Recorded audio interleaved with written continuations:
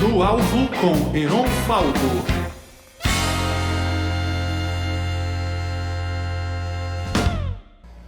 Alô, alô pessoal! Hoje vamos começar uma live, um podcast, uma conversa com a Lara Barusso. Lara Barusso é uma poeta e artista plástica formada nas técnicas mais avançadas do realismo, que são algumas das técnicas mais difíceis da arte no geral. Lara, seja bem-vinda. Você me impressionou muito com a sua cultura, com a sua capacidade de intensidade, de profundidade, de ter referências psicológicas, né, filosóficas na sua arte, e sua preocupação no geral com ação social, educacional, cultural. Então é um grande prazer te ter aqui hoje. Eu que agradeço por ceder o espaço para a conversa, né? Isso que é o incrível das redes sociais, né? A gente se conheceu meio aleatoriamente, né? A gente tem amigos em comum, tem interesse em comum aí nas redes sociais, algumas personalidades que a gente é fã. A gente acabou conversando. Eu não sou um grande colecionador de arte, mas eu pretendo me tornar um, assim como o Rafael Viana, que está aqui nos assistindo agora, meu amigo, é um grande colecionador de arte. E eu estou aprendendo a conhecer, né, a entender como é que a gente sai do square one, né, como é que a gente sai do zero para começar a criar uma coleção própria, Sim. Começar a criar, né, uma identidade como consumidor de arte. Como colecionista também, né? Porque assim, porque se você for ver o mercado de arte, ele é visivelmente também um mercado de investimento de capital, né? Você ter uma carteira de investimentos e olhar o mercado de arte como uma possibilidade de investimento também, né? É ótimo para lavar dinheiro, eu fiquei sabendo. Sim, dizem que é o terceiro maior elemento para lavagem de dinheiro é obras de arte. Porque ele é altamente especulatório. Não conhece tão bem, né? Não só por isso. Heron, não, eu tô falando, a galera não conhece tão bem, por isso que é o terceiro maior, porque senão seria o maior. Sim, também pode ser, porque pense que, por exemplo, um imóvel que você vai comprar, fazer um investimento, você vai ter taxas, impostos, até o imposto de corretagem na hora que você for vender. Você tem, a partir de alguns anos de imóvel, você vai ter que fazer reformas, né? Então, mesmo que você venda esse imóvel em 30 anos, você vai ter um desgaste ali na valorização. Obra de arte, você não tem quase nenhum gasto com isso, é muito raro. Só se você trabalhar com obras de arte muito antigas, né? E exponencialmente uma obra de arte com um artista com uma carreira sólida, de 20, 30 anos de carreira, que você compra no início da carreira desse artista uma obra, ela pode crescer até 3.000%. Assim, mas em quanto tempo, 3.000%? Entre 20 a 30 anos de carreira. Um investimento de longo prazo. Vamos pensar assim, então, você comprou mais um imóvel... ou menos 10% por ano? Sim. Então, por exemplo, se nós vamos estar falando hoje, né, sobre o mercado de arte figurativa contemporânea, né? Porque existe dentro do mercado de arte contemporânea, ou até do mercado de arte, você tem obras de arte. Por ano. Viajei. Você é o cara das matemáticas, eu vou copiar o seu cálculo. Porque 3 mil foi, eu me surpreendeu um pouquinho aí, eu nunca escuto isso, não entrou na... Não é comum nos níveis de investimento algo que valorize tanto sem oscilar o preço, não baixa, a obra de arte não tem Black Friday. Eu nunca vi Black Friday em galeria de arte, você já viu? Nunca. Se for aquela de mau gosto, aquele do gato lá, aquele carinha feliz, eu posso que tem aquele artista. Como que eu posso dizer? Qual é o nome dele? Você está falando do Romero Brito? Aposto que ele tem Black Friday. Ele tem loja no aeroporto. Sim, de Miami. Então, ele se posicionou no mercado de arte como produto. Isso é um grande problema do trabalho dele como investidor de obra de arte. Ele conseguiu fazer muito dinheiro no mercado, mas a longo prazo a obra dele não é institucionalmente valorizada. Isso então, é interessante. Ele soube... Nada disso que você está falando. Isso. Assim, por isso que é importante você conhecer o mercado e conhecer a carreira do artista, né? E o que ele faz com o trabalho dele. Porque, por exemplo, se eu tenho toda uma carreira consolidada e daí começo a vender obra em feira, feira de bairro, assim, sabe? Começo a dar Sei. desconto, não emito nota, né? Ou simplesmente muda a minha carreira artística, não quero mais ser artista, tenho um outro negócio, não foco só na minha carreira como artista. Isso daí são fatores que é importante quando você é um investidor conhecer sobre a história da biografia do artista, né? A seriedade com que ele leva o preço dele também, sabe? Eu acho que assim, é muito similar. O que isso me lembra é o mercado de startup, né? De private equity. Porque também no mercado na Bolsa de Valores no geral, mas não é na Bolsa de Valores, você pode especular de uma maneira mais livre, vamos dizer. Porque assim, o Warren Buffett, ele conhece a fundo, né, a história dos sócios principais da empresa, a cultura empresarial, esse tipo de coisa. Porque você está fazendo um investimento a longo prazo, você quer entender que aquela pessoa vai continuar crescendo, né? Exatamente, que é uma empresa sólida, é uma empresa que vai te dar derivados, vamos dizer, dividendos. Né? Dividendos. Isso mesmo. E, então, quando você trata no mercado de arte, você tem obras. Os artistas mais contemporâneos, que você pode até investir no artista emergente, mas é muito mais difícil você acreditar num artista emergente de arte abstrata ou ultra contemporânea, porque ele fica muito à mercê de uma rede de contatos. Por exemplo, se ele conseguir... Daí você vai ter que olhar muito o currículo dele a nível museológico, se aquilo realmente tem uma validade institucional, entendeu? Que foi criada nessa rede. Porque é como você ser um professor acadêmico. Você ganha renome conforme a quantidade de publicação de artigos, livros que têm o seu nome assinado. Artista também, catálogos que tem obra... acervos importantes que tem a obra do artista, né? E o que acontece? O artista emergente mais abstrato, não o com base tradicional pictórica... Lara, rapidinho, só me dá um segundinho aqui que deu um erro técnico. Dá um segundo, tá bom? Tá Então, quente aí, desculpa te interromper. Vamos aproveitar e fazer um brinde aí que a gente tá... a gente não fez ainda e eu quero começar a beber. Tá, comece. Vamos fazer um brinde. Pra relaxar então um pouquinho. Fiquei estressado. Um brinde. A sua arte, que você cresça muito, mas não cresce antes de eu comprar alguns quadros seus, para valorizar mais. Nem bebi. Um brinde. Tá não, quente aqui, tranquilo. só que eu tô com o ar-condicionado dessa vez. Senão nem ia vestir blazer no Rio de Janeiro, né? Sim, Rio de Janeiro, curitibano sofre no Rio de Janeiro. Porque o carioca também sofre aqui, porque o inverno de vocês é o verão daqui, né? 20, 25, 26 graus é o verão de Curitiba. Alguém tinha feito alguma pergunta aqui, eu acho que foi a Aline. Pessoal, se quiser fazer pergunta, que tem muita gente, então se quiser fazer pergunta, põe na caixinha de perguntas. Porque senão tem que achar que Aline, como você descreve o mercado de arte no Brasil e quanto artistas baianos? Tá, Aline, eu queria dizer para você assim o seguinte, o mercado de arte do Brasil, ele é muito interessante para o investidor de arte porque ele tem um preço relativamente mais baixo na média de preço das obras do que o mercado internacional. Até mais em conta do que você for investir em artistas argentinos e uruguaios também. Então, assim, e é um mercado que tem se valorizado muito, né?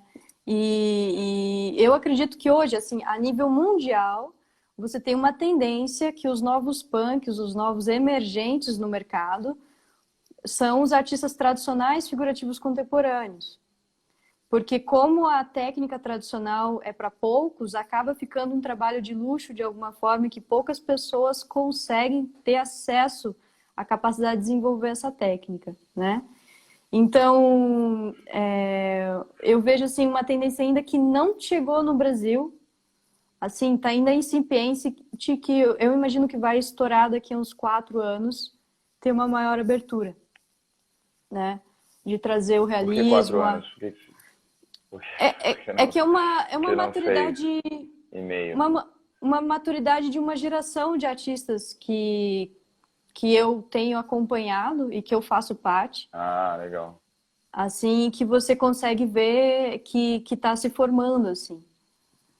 Está se formando Aham. no mercado. Eu posso falar exatamente desse nicho. Eu não tenho muita propriedade para falar de arte contemporânea abrangente, porque eu me especializei nessa área, né? O que eu sei que a nível exponencial, o meu tipo de obra de arte, no mercado de arte até mundial, ele é um investimento mais conservador. Ele é certeza que vai valorizar, mas ele não vai valorizar a, tipo, bilhões de dólares durante a minha carreira, entendeu? Como um Daniel East, aquele que fez uma caveira incrustada com diamantes, cortou um É mais tubarão na conservador, metade. então, né? Sim, é um investimento, é uma arte tradicional, ela é mais conservadora também, porque tem um limite, eu não vou conseguir, também não tem como um artista da minha área desvalorizar o trabalho por superprodução, porque eu só faço uma média de uma obra grande a cada 3 meses, então você contabiliza na minha vida, numa carreira de 40 anos, vamos alargar minha carreira, eu não vou produzir muitas obras, então tem um princípio de escassez inato próprio no trabalho, Aham, né? faz sentido. Então ele é conservador, ele é certo que ele sempre vai valorizar, entendeu? E por E que ele que é você acha garantido. que por que que você acha que está acontecendo agora essa, vamos dizer, essa chegada para o Brasil Demorou, do realismo demorou 30 anos, né? moderno, né? Isso, Mas e por que que está agora, está aflorando agora? Você acha que tem alguma coisa a ver com o cenário político, o momento do Brasil? Qual que é a onda? olha, eu acho que a história, ela nunca é igual, mas ela é circular, né? Ela se repete de alguma forma. Então, se você teve, assim, né, no período Primeira, Segunda Guerra, o início de correntes artísticas explorando outras vertentes, saindo da base acadêmica, da rigidez acadêmica, você teve também a dispersão e a destruição do academicismo europeu e mundial. Você não aprende, se você for na faculdade de Paris, você não aprende mais a pintar e a desenhar. Então, o que você tem é um conhecimento técnico que Mas o ficou que que na você mão aprende lá? de... O que que você aprende lá hoje em dia? Fala um pouco mais Não, para a gente, sim, tipo, sim, sim. entrar... Então, o que aconteceu? A longo prazo, década de 60 e tudo mais, você perdeu uma tradição de ensino, até na Europa e nos Estados Unidos. Então, o que você tem no ressurgir aí da década de 90, 70 para cá, principalmente, 70, 80, 90, começou a ressurgir esses artistas criando ateliês privados, né? Academias privadas. Então, veio uma via anti-establishment público, né? Pela via privada de organização de indivíduos em Mas pequenas você está guildas. falando do realismo especificamente, Isso, do realismo. Eu estou falando do realismo a nível internacional. da cena do E, realismo?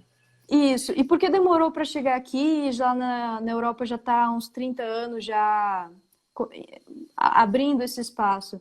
Porque essas escolas, como são pequenas, e para você ensinar isso, primeiro você tem que ter talento. Eu posso ter todo o dinheiro do mundo. Se eu for para uma academia de arte tradicional, eu pago lá 500 mil reais para minha formação, mas eu não vou sair pintando, mesmo que eu tenha todo o dinheiro.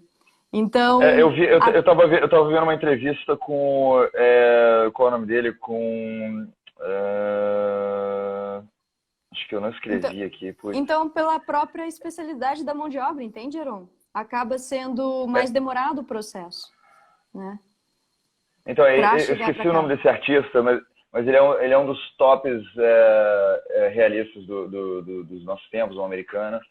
E ele estava falando assim, ele estava respondendo uma pergunta de por que que as pessoas não dão mais aulas, né, para pessoas desfavorecidas, né, para pessoas que não, pessoas de classe trabalhadora que de repente não conseguem pagar, né, uma escola maior, né?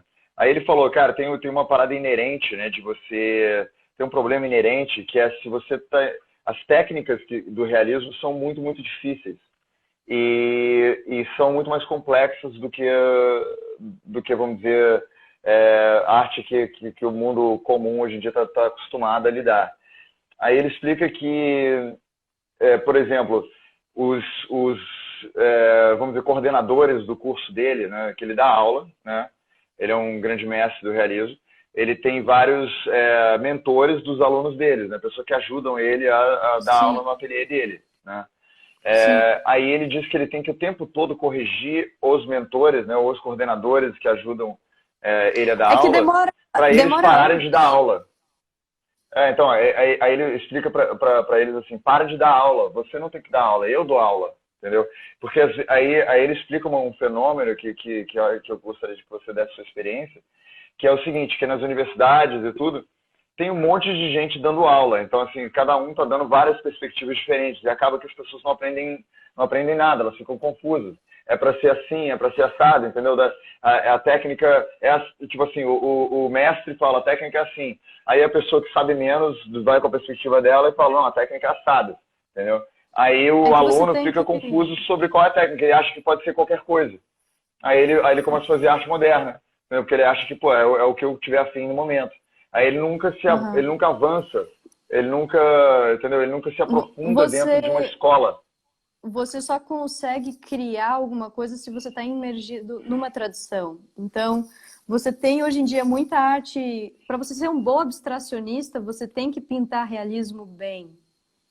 Esse é um grande problema. Esse é um grande problema até na qualidade das obras de arte hoje. Como você teve uma decadência na base acadêmica, mundialmente falando, você teve uma decadência também em todas as instâncias da arte, porque se você quer improvisar um jazz, você tem que ter noções de escala, você tem que ter noções básicas musicais que dão uma estrutura, né? Não, básicas não, você tem que ter maior, né? Tipo assim, você tem que normalmente que nem eu também esqueci, eu tô ruim de memória, acho que eu passei o dia inteiro trabalhando.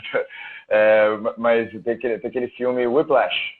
Aquele filme sobre o baterista aprendendo, né? Ótimo. Tipo assim, para você poder fazer improvisação de jazz, você tem que saber o máximo de técnica para você poder quebrar, né? Se você quiser quebrar as regras, você tem que saber todas as regras. Outra coisa, Rafael ele não se via como um clássico. Rafael, durante toda a carreira dele, ele pintou as Madonas de 3 formas distintas, eles estavam investigando coisas. Na verdade, você tinha, no período do Renascimento, até a ideia do artista como um alquimista, né? E, então, o que quer dizer isso, artista óbvio, como alquimista? O que você quer dizer com isso? Como um cientista, aquele que tenta buscar... Ele estuda a realidade das coisas, você representa a realidade. Então, você estuda as coisas, você estuda anatomia, você estuda química, para preparar sua tela, você tem que... queimar materiais, misturar ingredientes, era quase como um cientista ao mesmo tempo também. Existe um material intelectual ali junto. E se você for ver, por exemplo, a base da imagem, você tem que saber o uso de tonalidades, o quanto de claro ou escuro, você tem que ter um conhecimento sensível da pressão no lápis. Então, existe como sim ensinar bases em como encarar isso. Existem ferramentas utilizadas no método acadêmico que são muito importantes, né? E essa coisa também nos leva a eu acho que é um conceito que nos tempos modernos meio que se perdeu, que é um conceito de que as coisas estão meio que unidas, né? Então, assim, Da Vinci, por exemplo, era um explorador, era muito mais cientista, né? Vamos dizer, na própria concepção dele. Ou talvez... Ele não se via como artista. Ele, quando se candidatou para fazer uma estátua para Cosimo I, aquele cavalo, ele foi como um engenheiro militar. Ele foi como engenheiro militar. E ele dizia no Tratado da Pintura que a pintura é uma cosa mentale, que primeiro você... porque, imagina, você e eu temos as mesmas mãos, por que sai coisas distintas da minha mão e da sua sai outra? É um processo, a pintura começa aqui, né? É um processo intelectual mesmo.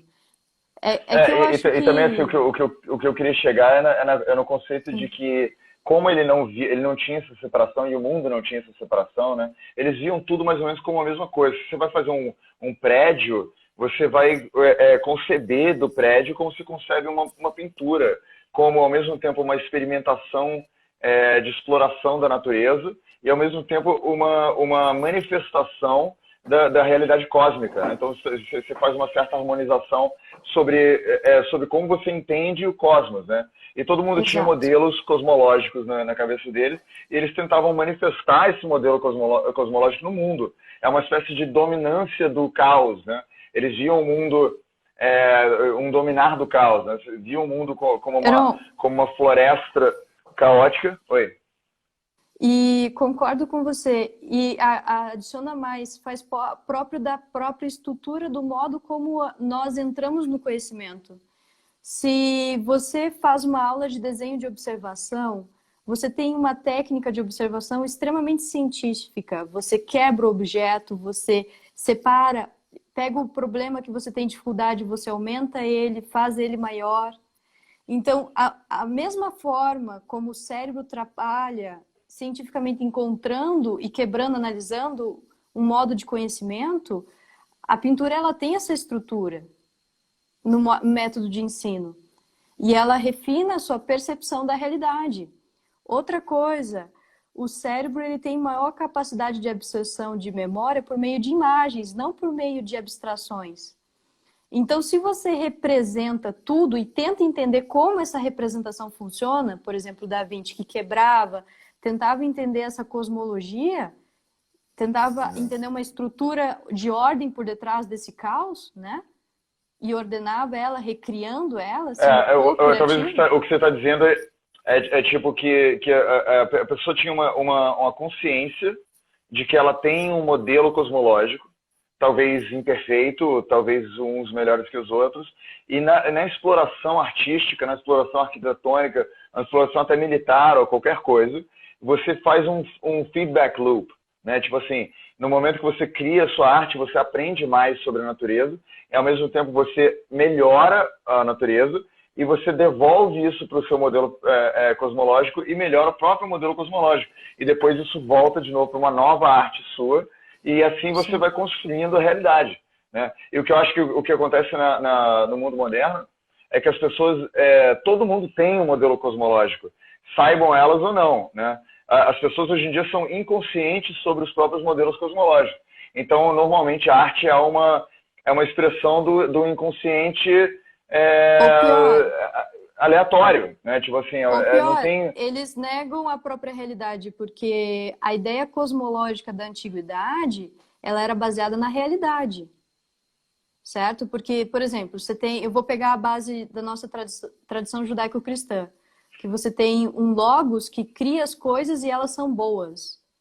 Você tem uma matéria que é boa, né? E ela é ordenada, ela tem uma matemática, como ele ordenou as coisas, né? Ali na Gênesis você tem palavras disso.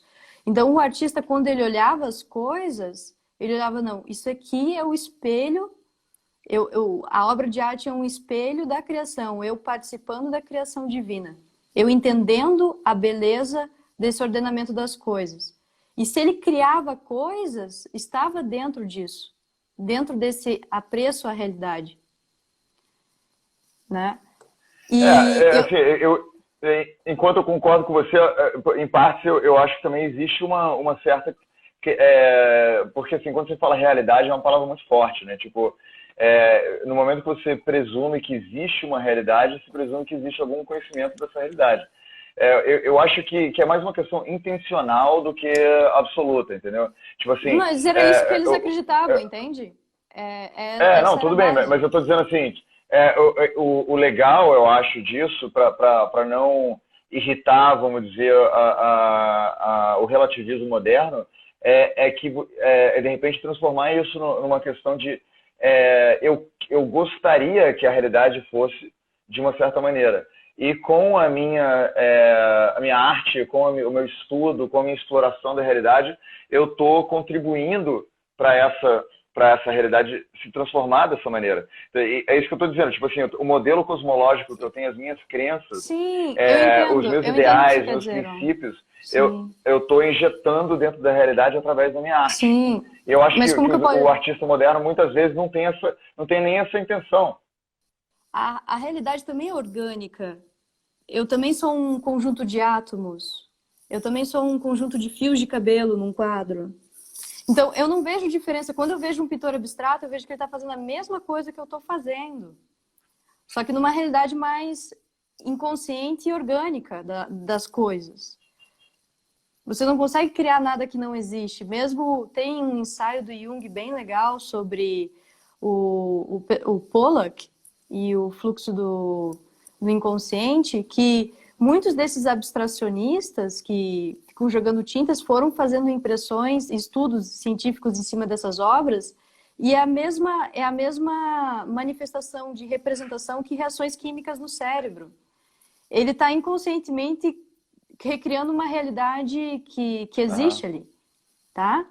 Não, claro, é isso que eu tô sugerindo, é que é inconsciente, eu não tô desvalorizando, pelo contrário, tipo, Isso, o problema é que eles o negam Pollock a eu até técnica. gosto, assim, se eu Eles... tivesse dinheiro eu teria na minha casa. Como que eu posso dizer? O problema que tá, tanto... Acho que um reacionarismo dos tradicionalistas também existe, aqueles que acham que trazer arte é só ficar fazendo estátua grega, e também um reacionarismo dos contemporâneos também existe, que negam obras de arte da história como algo ultrapassado. Total. Então, assim, a estrutura das coisas você sempre vai utilizar. Eu não quero, como que eu posso dizer, criar uma idealização do passado e querer impor ela. Ou negar, criar uma idealização do futuro, estamos no eterno progresso. Não. A cúpula de Firenze não se existe engenheiros e arquitetos que têm capacidade de refazê-la, não se sabe como fizeram.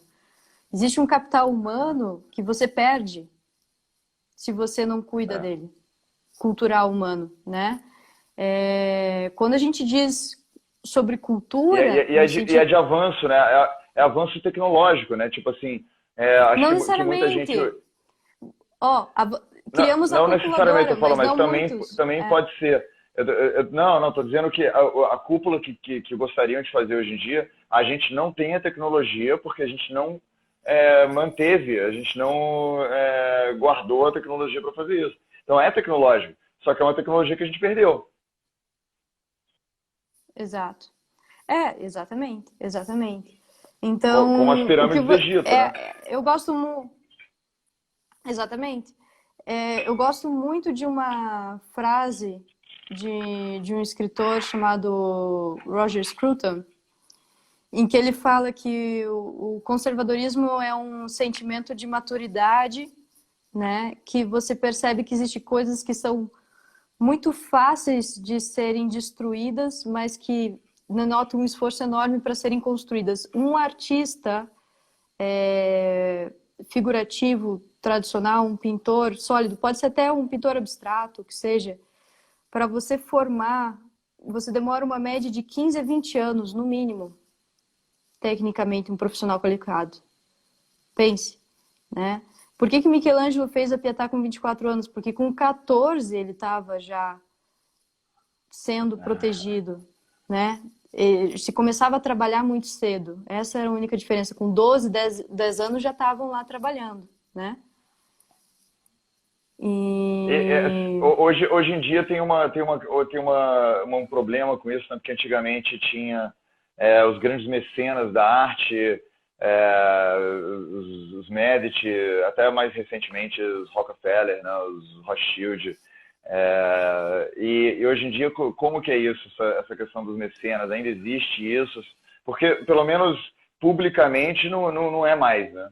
Não é, antigamente era uma coisa assim que você ostentava, porque sua família ganhava muito status por proteger certos artistas, né? Exatamente, você tinha o conceito de magnificência, né, que foi desenvolvido ali na cultura do Renascimento, né, em que você traz a ideia de que a arte como uma cultura material visual, né? em que quanto mais o monarca ele investe na cultura, mais ele está fazendo um ato social elevado, vamos dizer assim, para a sociedade, para o país, para Deus, né? Então você tinha também, mas da mesma forma, antes da estruturação das das monarquias europeias, e na Itália era uma burguesia em ascensão, eram também empreendedores. Os Médicis vem da palavra de médico, parece que eles tinham farmácias, eram médicos e começaram a investir, a emprestar capital, a financiar, a ser banqueiros. É assim que eles subiram no poder. Primeiro economicamente. E como que eles iam validar-se nesse poder?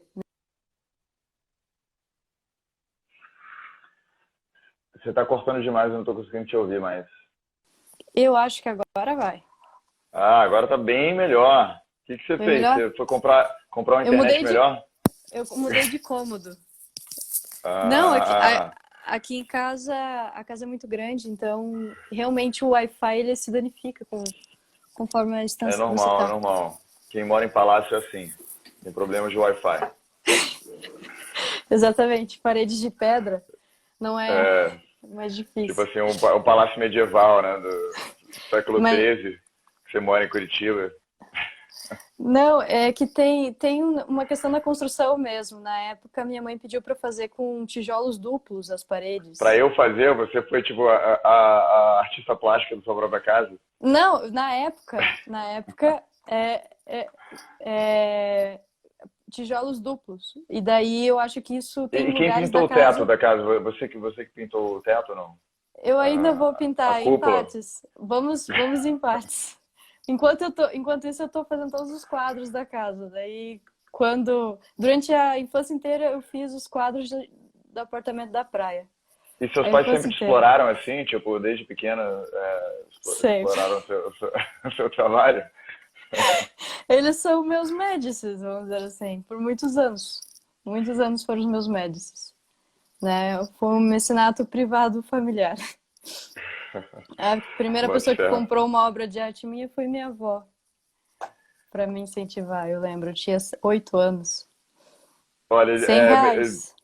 infelizmente a gente teve esses erros técnicos, mas eu prometo que a gente pode ter uma parte 2 da nossa conversa.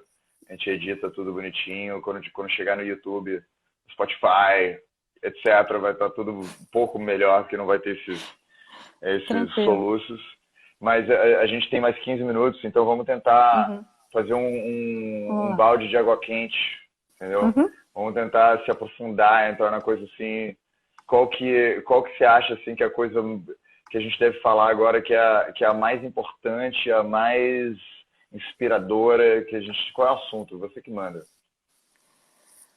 Bah, me colocou num Tá bom, paredão então eu te agora. ajudo. Eu te ajudo, vamos lá. Vamos lá. Cara, uma coisa que eu acho que é um tema que eu gosto particularmente é o tema da autocultura na modernidade, né? Ótimo. E o porquê que a autocultura na modernidade sofreu uma decadência tão grande, né? E claro, a gente já falou um monte de coisa do porquê. Eu vou entrar num assunto aqui, vamos ver o que acontece. Eu vi essa entrevista com qual é o nome dele? O Paul Ingbertson, sabe? Uhum. É, Conheço. aí ele fala sobre a questão do alto custo da alta cultura, que é assim, tipo assim, você vai produzir uma peça de teatro de arte moderna, você põe um projetor e põe uma pessoa fazendo monólogo, entendeu? E a pessoa inventa alguma coisa e você cobra o mesmo ingresso que você cobraria numa ópera. Só que uma ópera precisa de 300 pessoas participando. Você precisa de uma orquestra. Não só isso, Cada para músico você da formar um orquestra... músico. Então, cada músico da orquestra precisa estudar durante 10 a 20 anos. É como Cada... eu falo que a profissão de pintor é como se fosse de um cirurgião plástico ali para cérebro, ali, que faz cirurgia em cérebro, vamos dizer assim. O cara tem que ter um autoconhecimento Neurocirurgião. intelectual, neurocirurgião e depois ainda uma habilidade psicomotora fina. sim. né? E mesmo você treinando todas as E pessoas não pode a ter usar acesso... drogas ainda. Então você tem que achar um cara que já é doido, né? Porque... E ainda tem aquilo que o Kant vai trazer para nós, que é o sentido de genialidade, que é a pessoa que tem, além de ter todo esse conhecimento técnico e o conhecimento psicomotor ali, de manipular, sensível, de percepção, ela que tem uma capacidade de criar coisas, né, novas. Porque apenas pode ser só um artesão, só um reprodutor de música clássica. Né? Um cara que realmente tem a capacidade de compor uma obra, de pegar toda uma cultura e representar ela de uma forma que consolida sua personalidade, são poucas pessoas. É realmente uma elite. E que não seja reacionário, como você estava falando, né? Porque, assim, hoje em dia mesmo os classicistas, os clássicos, os realistas, são, assim, 99% reacionários, né? São pessoas que são bolsonaristas ou equivalentes e não são artistas, de fato. São pessoas que estão tão dissatisfeitas com a realidade moderna e que são saudosistas, na verdade, né? Saudosistas de um outro tempo e espaço. É como um terrorista islâmico. Ele acredita num passado que nunca existiu. E ele quer restaurar esse passado. Ele projeta essa fantasia semi-masturbatória de um passado que ele que inventou, né? Baseado nas próprias limitações dele, né? E ele tenta impor isso no mundo, né? Assim como uma criança faz com a imaginação quando é pequena, né? Só que de uma forma muito mais agressiva. Mas é infantil também. É infantil porque... Claro, totalmente infantil. Nós estamos vivendo hoje um momento de polarização política, a nível artístico também. Você tem muito conservador reacionário querendo restaurar a arte, mas sem qualidade técnica e intelectual, sem identidade, né? E até artista contemporâneo, mais aberto também, sem qualidade cultural. Porque uma performance artística não é um problema em si, a forma dela é boa. O problema é a profundidade humana que você está trazendo aquilo, porque a base cultural daquele artista é muito rasa, né? Eu acho assim, tipo assim, o mundo, ainda mais hoje em dia, tá essa coisa de esquerda versus direita, né? Que dentro da arte seria, tipo, arte abstrata versus realismo, né? Só que, na verdade, o problema não está aí, não está em que tipo de reacionário você é. O problema do mundo moderno é que as pessoas pararam de enxergar o mundo como um todo. Tipo assim, falar, pô, às vezes você precisa de um pouco disso, um pouco daquilo. Você precisa se entregar, você precisa trabalhar duro, né? Para poder chegar, tipo assim, as pessoas veem um vídeo do Olavo de Carvalho e viram de direita, entendeu? Aí, entendeu? Vem um vídeo de uma feminista e viram de esquerda. Por isso que... É muito mais sobre a necessidade de participar de um clube do que a ciência política, do que, entendeu? Entender de alguma coisa. Mas, Heron, pensa comigo, sempre foi assim. Sempre a maioria escolheu Baltazar, vamos dizer assim. A maioria sempre vai ser um pouco assim. E não, tá bom, só que hoje em dia a maioria tem muita força, né? Porque tem muita... Não é que hoje a gente escuta muitas pessoas. Porque hoje tem internet. Então, exatamente, é isso que eu tô falando, tem muita força, tem muita voz. Eles falam faz muito... Não, grita muito ruído. De porco não bate, mas é um edifício de pedra, né? De areia. Um edifício de pedra da alta cultura e um edifício de areia entendi. Da falsa cultura, da fake culture, né? Então, agora, o que a gente pode se indagar, que é o ponto da questão? Porque, então, a gente está querendo defender uma alta cultura visual, certo? Uma alta cultura também de valores. Por que não defender também uma cultura popular? Por que a gente está valorizando a alta cultura em detrimento de uma cultura geral? Porque a cultura em si é uma cultura geral. E eu queria trazer um conceito assim para finalizar. É uma pergunta retórica. Isso. Que, vamos dizer assim, as elites, elas sempre... a elite de uma alta cultura, ela pode vir de uma baixa classe social, média ou alta. Independe. Porque uma pessoa com a capacidade de criar uma obra de arte, não é o que é a alta cultura dela, não é o fato da classe social que ela veio, se ela era rica ou pobre, e sim a capacidade refinada que ela atingiu. Por isso ela é uma elite, porque é um grupo de poucos, né? É como... É engraçado Qualquer um, que isso... não é uma exclusão a priori de ninguém, né? É uma exclusão a posteriori. É tipo assim, A algumas posteriori. pessoas escolheram Michael estudar Phelps. o bastante, outras pessoas não, né? A Michael Phelps, meu filho. Tem como eu ser Michael Phelps amanhã? Não tem, nem que a gente se esforce. Não dá, são poucos mesmo que vão... Claro, existem circunstâncias que foram mais favoráveis ali para ele. O ideal é que todo mundo tivesse o acesso ao talento mais fácil. Sim, existem essas coisas a serem lidadas no mundo. Mas são poucas pessoas que vão atingir, por uma questão física, intelectual, psicomotora que ele tem, o nível que ele atingiu. E também Né? o tanto de estudo que ele assim, o tanto de dedicação, né? A Claro, é um estrutura. profissionalismo, é timing, é o movimento do corpo São coisas rápido. até. Hoje em dia, antigamente eu acreditava muito na Arte não é genialidade. para todo mundo. Antes eu acreditava na genialidade como uma espécie de escolha, né? Essa coisa meio autoajuda, tipo, é o que você acredita. Mas, cara, hoje em dia eu percebo que boa parte da parada é uma parada, tipo, é uma parada, como é que se diz? Uma constelação de fatores, né? Tipo assim, você tem um pouco a sua força de vontade, claro, boa parte é a sua força de vontade. Aquela coisa do Woody Allen, que não é do Woody Allen, né? Tipo, 70% do sucesso é showing up, né? Você aparecer, você tem que estar lá, tem que estar presente, tem que estar no lugar, tem que estar no ateliê. Se você não tem Não vai sair obra. E a minha não dá para enganar, porque não vai sair retrato hiperrealista se eu não ficar umas 300 horas ali. Não sai. Nem que eu queira, vai sair. Fiz. Não sai. Não Não, mas sai. eu também vejo assim, tipo, você tem que ter a intimidade com o ateliê, né? Tipo assim, se você for procurar o seu pincel especial toda vez, você não vai conseguir Não, terminar existe em uma 300 anos. disciplina. É. Existe uma disciplina.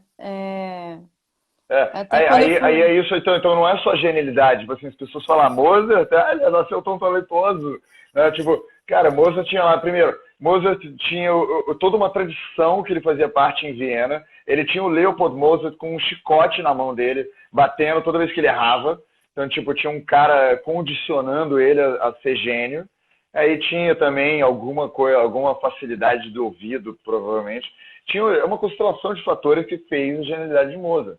E hoje em dia as pessoas focam muito no interior, assim, como se fosse uma coisa de que você pode fazer uma auto-hipnose e agora eu sou Picasso, né? Tipo, acordei Sim, Picasso hoje. Antes sim. era... É como qualquer outra profissão. Eu vejo assim, por exemplo, o médico genial, o cirurgião genial, ele teve não só uma habilidade técnica, uma habilidade de percepção, mas ele teve insights conforme ele foi estudando a área dele durante anos, que fez ele ser genial. Claro, ele podia ter mais habilidades de inteligência, tato e tudo mais, que isso favoreceu. Isso faz com que ele seja único, mas se ele não cavucasse isso, porque eu sempre falo quando chega uma mãe com uma filha talentosa, um filho talentoso, nossa, olha, meu filho tem talento. Eu falei, na minha área todo mundo tem talento. Essa é a base para começar, meu filho. Tipo, esse a base, assim, é você ter já uma naturalidade com isso, E porque... também, cara, talento, o que é talento exatamente? Porque também se os pais não forem pais que encorajam ou que são horríveis e causam uma reação contrária Não no só filho, isso. entendeu? Artista Tem que outros tem... que não tem alguma coisa inerente, genética, sacou? Eu conheço muito artista que se Ou diz tem também. que é talentoso, mas não trabalha e não se reinventa, é burro, não tá pesquisando, desenvolvendo, ele fica Ou é brega. preguiçoso, né? Um cara que não tem É, disciplina. Eu também eu conheço gente assim que poderia ter sido melhor do que muita gente e não quer trabalhar. Eu exato. fui assim durante muitos anos. Tipo assim, na música, eu como músico, cara, eu não gostava de música suficiente para trabalhar, entendeu? Tipo, para Sim, sentar lá durante horas. sim. Eu gostava, eu sempre fui escritor. Então eu tava incompatível, entendeu? Sabe quando eu gosto de parte disso e eu tô lá aí boa parte, é tipo você tá trabalhando você é diretor de cinema, mas você tem que ser o cameraman, você tem que ser o escritor, entendeu? Aí às vezes você tá fazendo coisas que você não quer desenvolver, e aquilo te prende, né? Para você Porque desenvolver o que você sim quer desenvolver. também tem uma diferença entre, como que eu posso dizer? Nem tudo que eu faço eu gosto no meu trabalho. Como que eu posso dizer assim? Existe uma diferença entre você gostar e valorizar algo. Tem muita gente que quer ser artista e entra nessas coisas porque ele valoriza aquela profissão. Mas quando você vai ver o trabalho mesmo dele, encarar a realidade do trabalho, que é o quê? Uma vida de isolamento.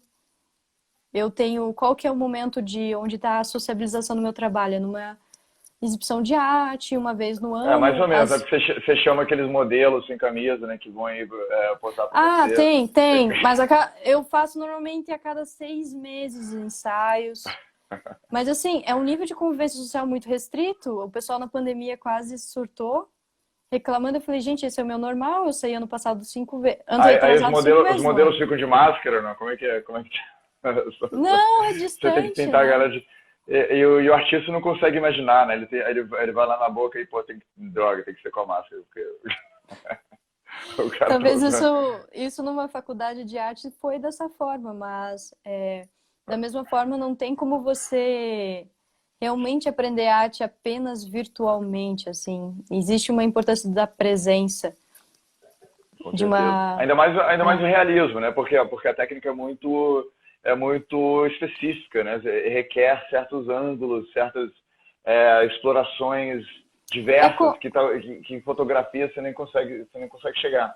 É como cozinheiro um chefe de cozinha. Você aprende a ser um cozinheiro lendo teorias de livros de cozinha. Eu posso te dar livros incríveis de teorias de receitas. Eu sou super talentoso como cozinheiro, então você está perguntando para a pessoa errada. Mas particularmente, você aprendo fazendo. Só de comer, entendeu? Eu já sei. Você aprende fazendo, você aprende olhando pessoas fazendo. É dessa forma, né? Existe uma prática. É o que, tipo assim, um professor meu uma vez me disse, o mundo moderno hoje aprende por livros, né? Então você vai na faculdade e você aprende filosofia, você aprende...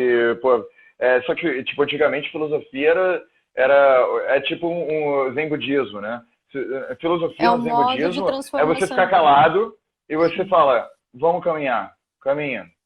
Ou então dá uma vassoura pro cara e fala, limpa esse quarto inteiro. Aí tipo, aí depois o cara, o que você aprendeu? Aí o cara, né, aquela coisa socrática do parteiro, né, o parteiro de almas. É tipo assim, a parteira lá tá segurando a mão e tá falando, vai, poxa, isso é a educação verdadeira, a cultura verdadeira, tirar da pessoa o que ela tem de melhor, porque senão qual é o valor da pessoa? Tipo, a educação moderna é você tá tentando martelar na pessoa, né, professando sua fé.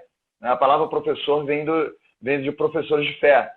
Nas primeiras universidades católicas, existiam discussões abertas, filosóficas, como era na Grécia Antiga, só que tinham representantes da Igreja Católica que ficavam professando a fé para as pessoas não saírem, né, do caminho entendeu? Pô, tava lá Bernard de Luiz, né, a galera da época medieval, falando sobre filosofia, e tinha um maluco lá professando que, peraí, você está exagerando, aqui tem que entrar. Então o professor está tentando martelar uma coisa externa em você, sem falar nada contra o catolicismo, que eu sei que você gosta, mas estou dizendo, tipo, isso não é uma crítica contra o catolicismo, isso é uma crítica contra a vontade de estuprar uma pessoa com as suas próprias crenças.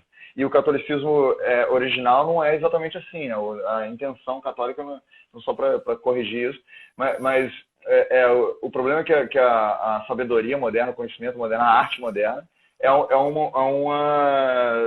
uma martelação de status quo, para todo mundo ficar mais ou menos igual, né? E não é esse parteiro, né? Essa coisa de tipo, venha, tira de você o que há de melhor para você contribuir para o mundo. Sim.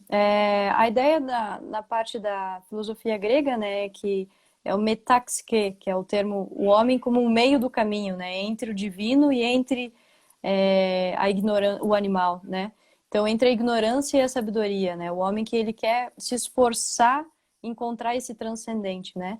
E a sabedoria como algo que transforma a própria vida do homem, não como um conhecimento que você decora, né? Simplesmente para vomitar numa prova.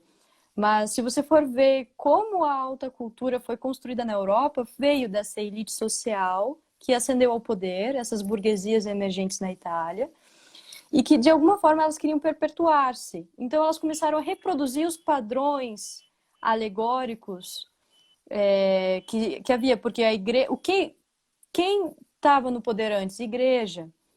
Então você tinha um clero burocrático e você tinha toda uma representação imaginária do poder da igreja por imagens, por obras de arte, né? Na representação do transcendente. Então, quando você tem também você tem daí as culturas anteriores, a grega e a latina, você tem os reis europeus, italianos ali no Renascimento, trazendo a representação deles próprios como Hércules, como alegorias mitológicas antigas, ou até misturando com temáticas religiosas, eles se autodeclamam pertencente a essa comunidade de elite. Sim. Então, mas como que eles fizeram para que isso fosse sólido e não frágil? Eles tiveram que venerar uma cultura que eram dessas elites, mas que também e levar ela com seriedade, né? Eu acho que o que você está falando assim me lembra de uma coisa que para mim ultimamente tem sido muito importante, que é entender política um pouco melhor. Assim, tipo assim, muita gente julga, por exemplo, o catolicismo pela parte política do catolicismo. Grande parte das coisas que o catolicismo hoje é julgado, por exemplo, não tem nada a ver com religião, tem a ver com política. Tem a ver com o fato de que eles precisavam se expandir, precisavam se consolidar, precisavam criar um imaginário coletivo que representava aquelas ideias e substituía ideias pagãs, ideias diferentes, que talvez iam causar desunião na Europa, iam causar guerras, etc. Então, por um lado é bom, né, essa coisa universalismo, que católico em latim significa universal, né, essa questão de universalizar a humanidade com certos padrões, com certos princípios, etc. Só que isso não é exatamente a religião, isso é a política católica. Né? Isso, exatamente. Só que eu acho que a pessoa com cultura e o consumidor de arte, o colecionista até, ele precisa saber diferenciar a política da arte, né? Senão a gente vai fazer a mesma... E da filosofia. Senão a gente vai fazer a mesma baboseira que o pessoal mais reacionário do outro lado está fazendo também, né? Porque, vamos dizer assim, então você tem toda essa construção por meio de imagens, de histórias, de trabalhos de arte, música e língua, para representar essa cultura, né? Nessas ordens sociais, certo? E a alta cultura, de alguma forma, ela pode ser considerada também como uma consciência dessa própria sociedade. Então, a soma de trabalhos de arte, de literatura, de escolaridade, de filosofia, num quadro de pessoas muito bem educadas e refinadas para isso, ela é muito difícil de ser conquistada, ela é dura para se obter por meio desse senso de tradição que a gente conversou, e ela também tem uma consistência em torno de normas sociais para que ela consiga, né? O Michael Phelps não pode beber e comer tudo que ele quer para chegar no porte físico dele. Ele tem que ter um ritmo de trabalho, né? Para ele atingir o potencial atlético dele, um artista também, um pianista também, um escritor também, né? E o que é interessante é o seguinte: enquanto nós temos um mundo da modernidade que está caminhando para o imediatismo, uma especulação imediata, empresas que só fazem planejamentos para curtíssimo prazo e quebram, né? Porque as coisas, se você quer ter uma permanência a longo prazo, tem que ter projeções futuras, né? Como empresários da década de 30, como se pensava o empreendedorismo antes, assim. Então, até empresas maiores, elas têm uma visão de longo prazo. Se você pensa muito a curto prazo, você pensa só em ganhar dinheiro. E no final é isso, realmente um imediatismo, uma infantilidade, uma falta de maturidade, né? Não tem a ver com opções, com estilos, com formatos, né? E veja, pintura, o que eu faço quando eu paro para fazer um retrato de uma pessoa? Pensa, enquanto eu poderia tirar com o celular em 30 segundos e postar na internet. Nós nunca democratizamos tanto os meios para se fazer arte. Você tem que lutar contra muita tentação, porque é muito mais fácil e imediatismo. Hoje em dia, antigamente o imediatismo era mais, não tinha nada muito imediato, você tinha que, tudo que você criar, você tinha que trabalhar. Mas Lara, a gente já passou do nosso tempo e como eu tenho um compromisso com o público de manter uma hora, a gente infelizmente tem que manter nessa coisa, mas de novo eu falo, agradeço muito sua presença, você é uma pessoa fantástica, eu fiquei muito feliz de te conhecer e acho que a gente pode continuar essa conversa, fazer uma conversa melhor ainda e em outra oportunidade, se você vier aqui para esse espaço virtual, meu palácio virtual, você já está convidado. Muito obrigada, Heron. Agradeço bastante o convite e vamos sim solidificar outras conversas, sim. Porque é um assunto de alguns milhares de anos aí sendo construído na tradição ocidental. Eu não conheço muito das outras tradições orientais, asiáticas, mas é longo, né? E tem muito pano para manga, né? Exatamente. Agradeço bastante. Então valeu pessoal, boa noite. Tchau, tudo de bom. Tchau.